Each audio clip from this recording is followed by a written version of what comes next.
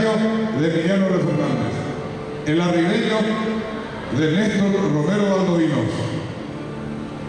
Alba Yolanda, ya no está más el autor, lo quise mucho, él me brindó su amistad también, se llama Silverio Rojas Vargas. Y golondrina mía que le pertenece a este señor. ¿Está? Sí, señor. Juancito Báez y Néstor Báez con ustedes. Claro que sí.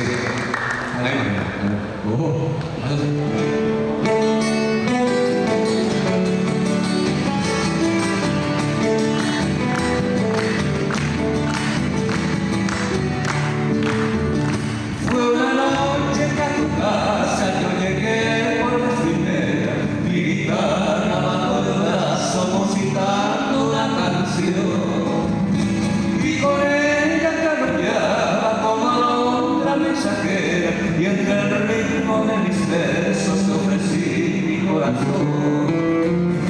Y aquella misma noche tu respuesta me sonría, cuando ya ilusionado confesarte mi amor. Y te dije con ternura que en el mundo tú darías el